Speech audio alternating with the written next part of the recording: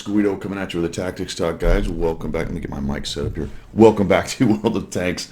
Thanks for tuning in. I appreciate your support, as always, of the channel. I have a replay analysis for you this morning, this time from They Call Me Chuck in his Standard B Tier 9 Italian auto-loading medium tank, and he is platooned with Elusinite in his 1390, a Tier 9 Scout. French Scout, and we are here on Studzianski, spawned in to the east side of the map on a regular battle, and we're headed north. Today we're going to talk about gameplay styles, or styles of gameplay in World of Tanks, because the question was asked to me from Chuck, hey, how can I do this better? He ends up having a pretty good result damage-wise, not the best result or the result that he wanted overall for the match. So we're going to discuss play styles a little bit. As you know, for me, I'm quite aggressive, not YOLO aggressive, but pretty aggressive. I can switch from aggressive to passive at times when it's required. We'll talk about that in a minute. I'm watching They Call Me Chuck, and he feels like maybe a little more passive. Now, overall, there's two sides of that coin. There's the YOLO guy raging forward and dying with no regard to his tank or winning, and there's the guy who sits in the back in the bush and hides in the last bush on the last section of the red line the entire game. Can we stuff every player into those two spots? No, we cannot do that. It's a continuum across that.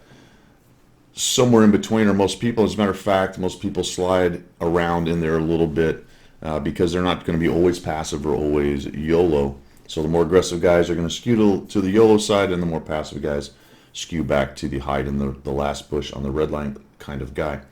And even within a match, you're going to slide between those. But I think most players have a section of that they live in, right?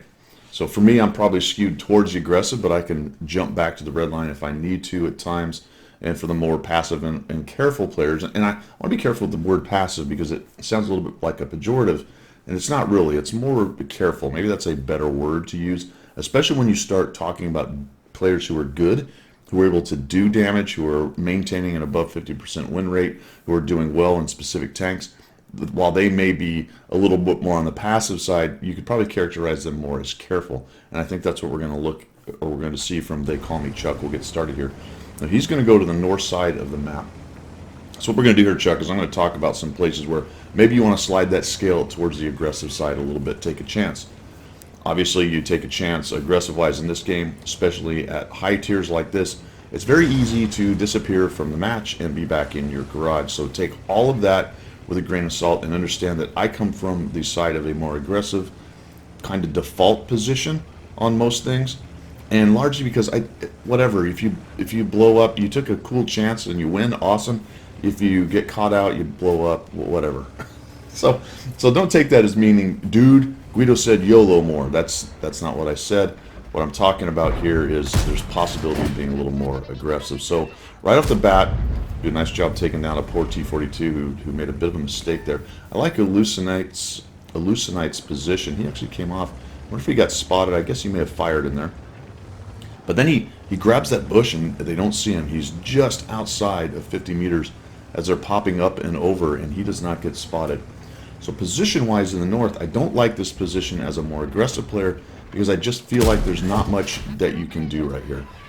So people are going, well, Guido, he's wrecking people. Okay, yeah, you're right. Some of the slower tanks, you can get in there, you can kind of anchor the north, keep them from coming around the flank.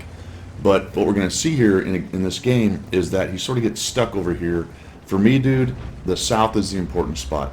Somebody will come over here and sit in these bushes almost all the time. This game, you're the somebody. If you and your platoon mate had not come here, would there be nobody here? Possibly. Could that be a problem? Maybe. Maybe. But I still like the south because it is just a better place to move back and forth along the map. Win the south, move yourself to the north is the high percentage play on this map. It just is.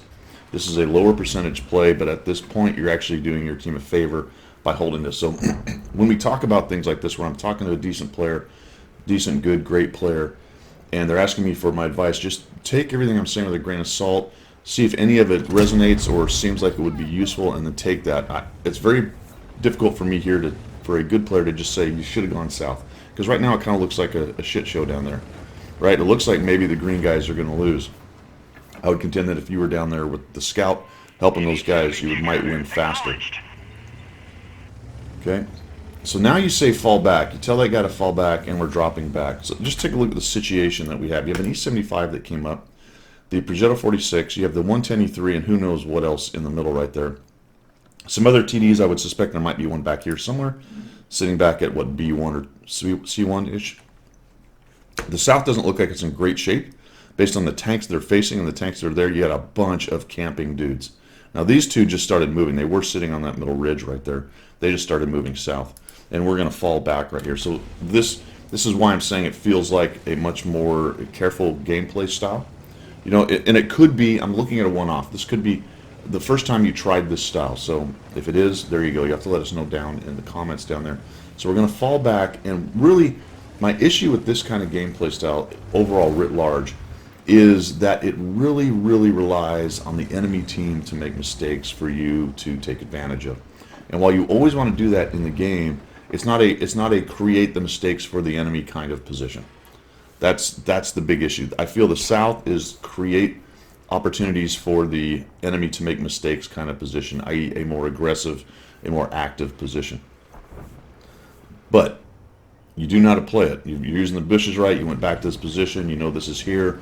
You got the scout up forward. I don't know if you have comms with him. That's good if you do. You may be having a little discussion on, all right, I'll fall back, and if they push you, then I can farm them as they come, and then you try to get away, all that good stuff like that. And that's exactly what you should be doing as a platoon. And even if you don't have comms, that's kind of what's going on right here. But we watch what's happening in the game, and it's 3-3.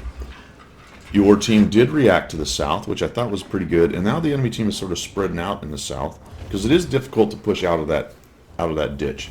It really is difficult.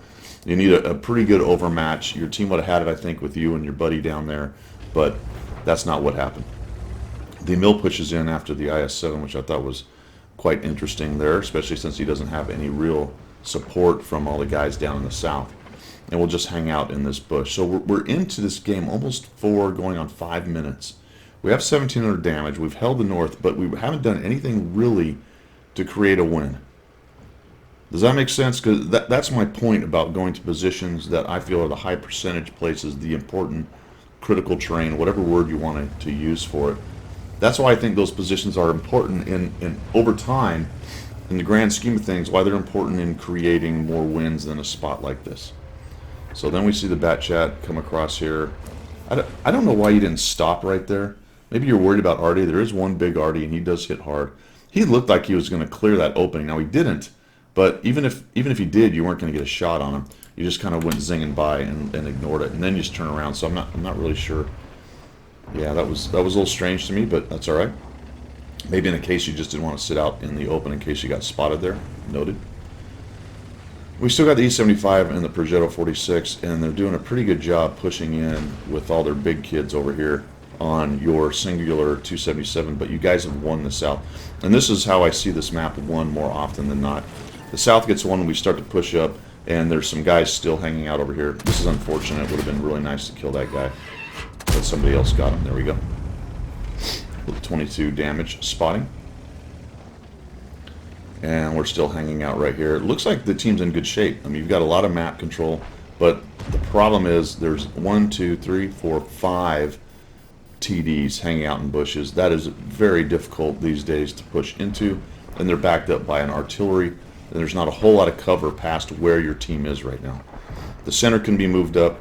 The 274 Alpha can get to about where he is.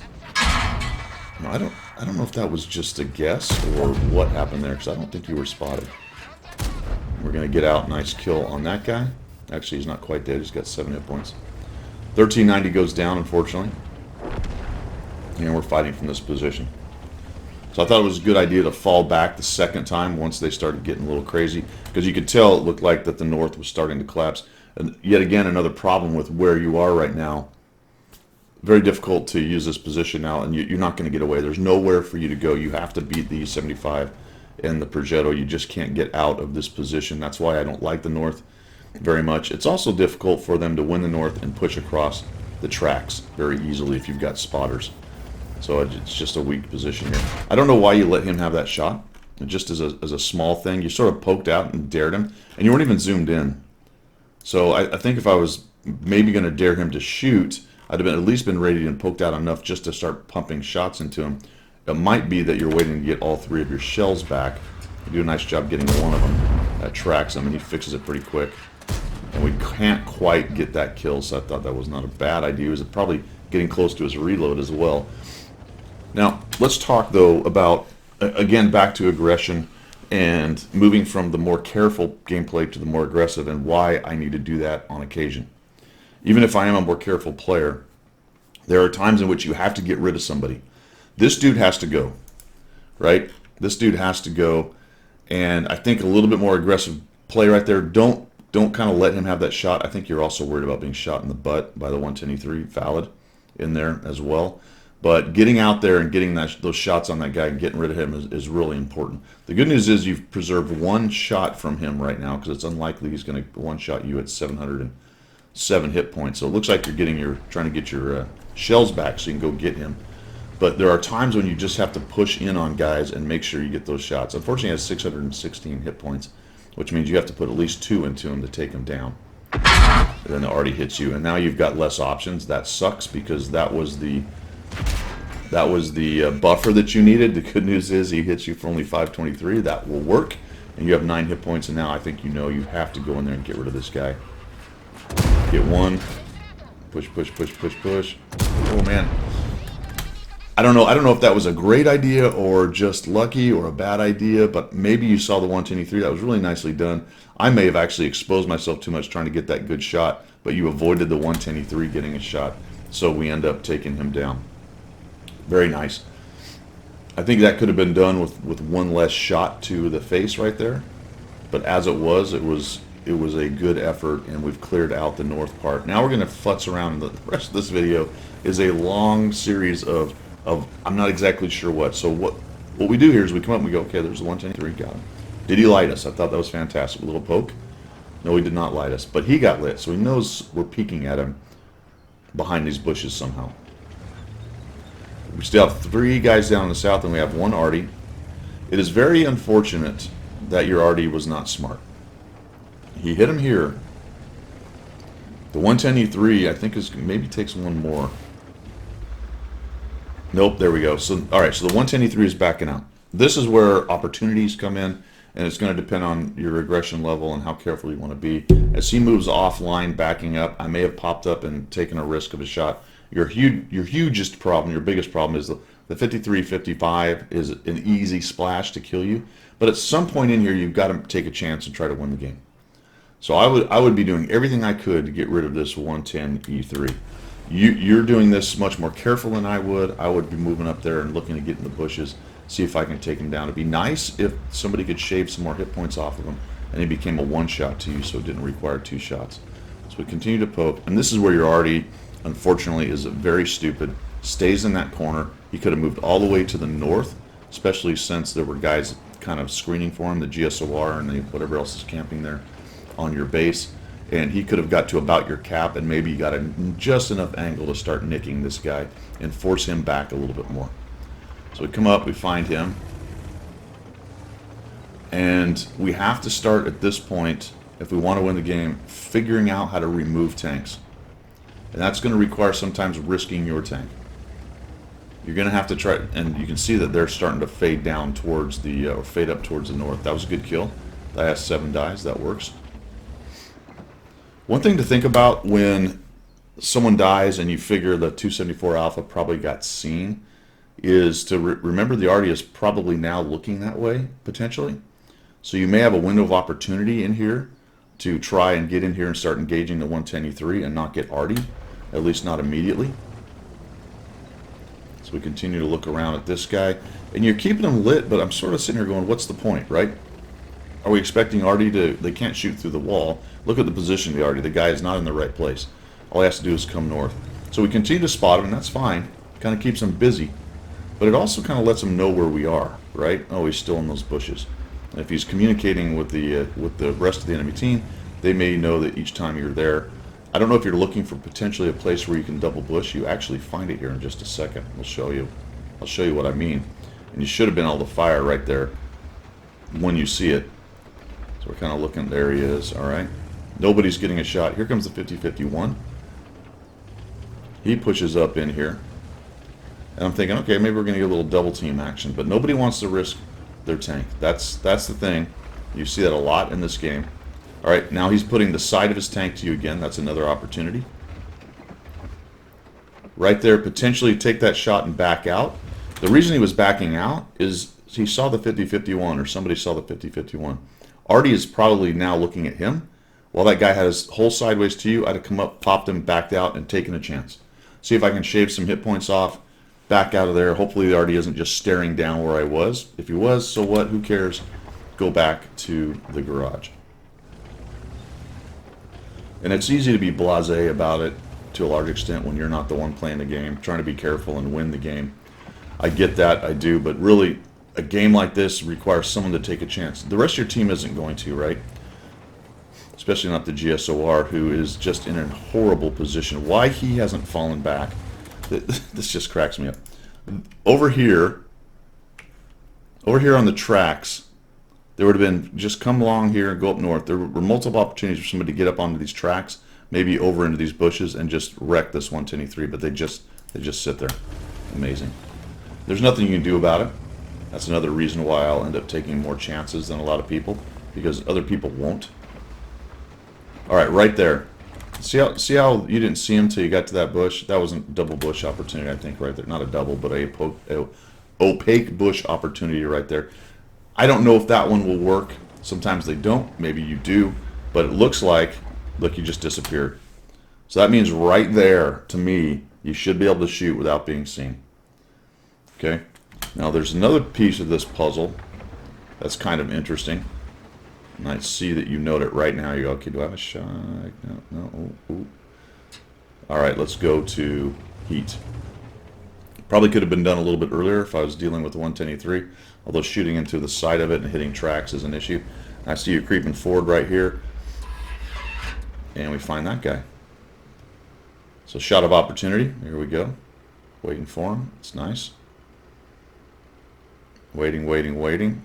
Might be iffy right there. I think you might get spotted, but he gets hit by Artie. And we're just waiting. 50-51 dies. See, this is the problem with being this careful at times.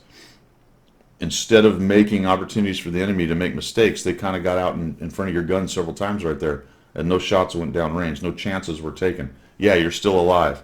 And I think people might argue, well, if he'd have done anything, he would have died. I don't know, man. I think he had several opportunities in there to take some hit points off these guys and be a bit of a menace. And once you start hitting them, then they might get a little nervous, either fall back or push into you, give you more opportunities. Lots of shots left on the table right there. We creep forward, and there he is again. And we back out. I thought for sure once you got your full heat load out, you were going to try to take on that 110-4 from that bush right there. See, now the Artie's pushing in, or the Artie's taking shots. There's one less thing for the Artie to pay attention to now that the TVP is gone. I don't know if that's opaque. It's close, but again, something has to be done, right? We're slowly losing here. 274 Alpha says, I think it's over. He says he's never good with the cat and mouse part. In this part of battles, these close ones like this is the difference between the 50%er and the 55%er and above. It's people who can handle this that are going to add another 5% to their win rate, who get really good at this part of the game.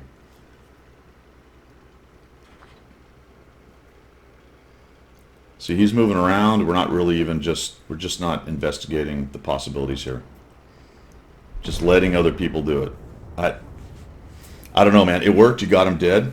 A little more spotting action right there. Done. But now we have a time problem. This game, largely a time problem as well. You only have 15 minutes to win. So you want to get rid of hit points as fast as possible. And you've only got 15 minutes to get rid of all of theirs or to cap. So now your back's against the wall and kind of forces you into a little bit more aggression right here. I was a little bit surprised that those guys had pulled back, but it looks like they were scared of you in the bush and the 274 Alpha pushing up. The GSOR, who knows what the hell that guy's doing. Unbelievable. Just floating around at the cap still. And we start looking around. So I think the bottom line for me was just watch you as you try to do the cleanup here or attempt to win the game. I think the bottom line here is you know what you're doing as far as using the bushes, the positioning. I didn't like the initial position. That's just me. It's just a very careful passive place, and you rely on everyone else to make the game winnable. That's my opinion on that position on this map. Does it need to be ignored every time? No. Would your team have possibly had a problem because you and the scout didn't go there? Maybe. But even if you lose the north part, I don't find that to be kind of a death knell. It really is a death knell usually if you lose the south side. Although this one turns into a draw, I believe, because everybody is sitting in bushes and being very careful. Okay, so didn't like the initial positioning. You played it well. You have good knowledge of that position and how to use the bushes. I thought the middle part and the middle to late game was extremely careful, way too careful. If you wanted this to be a win, you had to take chances. That's the bottom line here. If you wanted this to be a win, you had to take chances. Probably wouldn't have gone well. But you end up with a draw because that's what everybody's playing for right here. Everyone in this match right now wants the other team to make a mistake and doesn't want to try to figure out how to make them make a mistake or to help their team win. They want the other team to make it possible for their team to win. That's just, and you see that a lot in the game. It's not necessarily a bad thing depending on the part of the match and what's going on. But in this case, if you're asking me how do I make this better, you have to be more aggressive and take a chance. And I think there were several opportunities we talked about along the way where you could have done that. All right, man, let me know what you think. Everybody else, let me know what you think down below. This is one of those more nuanced videos. There's going to be a lot of opinions on this. More careful gameplay. There are way better players than me who are much more careful than I am. But I think if you look at them, they also know when to get aggressive and take a chance. And so they may not take as many chances early in the game as I do. They may be better when they take their chances at managing the risk. Hence, they are better than me and do better. But I think the concept of switching your sliding scale from careful to aggressive a lot of people need to open the aperture up on that and do it a little bit more. There you go. That's Guido's opinion. That's all I've got for today. Thanks for supporting the channel as always, and we will see you.